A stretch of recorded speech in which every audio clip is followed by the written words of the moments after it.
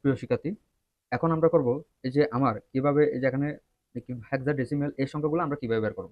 এখন আমাদের এখানে যে সংখ্যাগুলো দেওয়া আছে এই শূন্যের, তাহলে হেক্সাডেসিমেল লিখলাম শূন্য। আমার এই যে এখানে হেক্সাডেসিমেলে এটাকে বলে শূন্য, তাহলে এটা ওয়ান, এরপর টু, এরপর লিখলাম থ্রি, তাহলে ফোর, ফাইভ, তাহলে যেখানে কত হয় সিক্স, তাহলে এটা কত সেভেন, এরপর এটা তাহলে কত হলো এইট, এরপর এটা লিখলাম নাইন। এখন আমাদের এখানে হেক্সাডেসিমাল হচ্ছে টেনকে আমরা কি দ্বারা প্রকাশ করবো, কি সংখ্যা হবে এ, এরপর বি, এরপর সি, এরপর ডি, এরপর ই, এরপর এফ।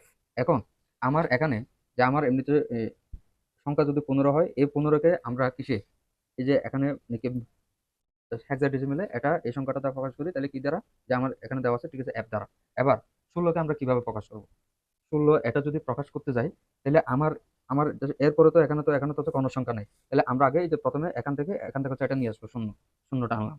এবার এরপরের সংখ্যা, এরপরের সংখ্যা কত আছে ওয়ান, তাহলে এই যে আমরা এখানে লিখলাম হচ্ছে ওয়ান। এখন ঠিক একইভাবে তাহলে 17কে লিখলাম কত ইলেভেন, 18কে লিখলাম কত টুয়েলভ, 19কে লিখলাম সংখ্যা কত হয় থার্টিন, ফোরটিন, তাহলে এরপরে লিখলাম ফিফটিন। তাহলে এই যে আমরা এখানে কত হলো হচ্ছে 21কে কত লিখলাম, তাহলে এই যে ফিফটিন, এরপর 22, সিক্সটিন, সেভেন্টিন। এবার এই যে আমার এখানে কত হবে মানে সেভেন্টিন আছে, তাহলে এখানে যদি আমরা যদি এইটিন, এরপরে এইটিনের পর এখানে লিখতে হবে নাইনটিন। এখন আমরা যদি এখানে এই যে এখানে 25, এটাকে আমরা ঠিক একইভাবে নাইনটিনটা লিখলাম। এখন এই যে এখানে আমার যদি এই যে হেক্সাডেসিমাল করতে হয়, তাহলে আমার তো নাইনটিনের পরের সংখ্যাটা তো এটা তো পরিবর্তন করতে হবে। পরিবর্তন কিভাবে করব, এই যে আগে এখানে প্রথমে এখানে কত দেওয়া আছে, প্রথমে দেওয়া আছে মানে শূন্য, শূন্যটা আমরা এর আগে হচ্ছে একবার ব্যবহার করছি।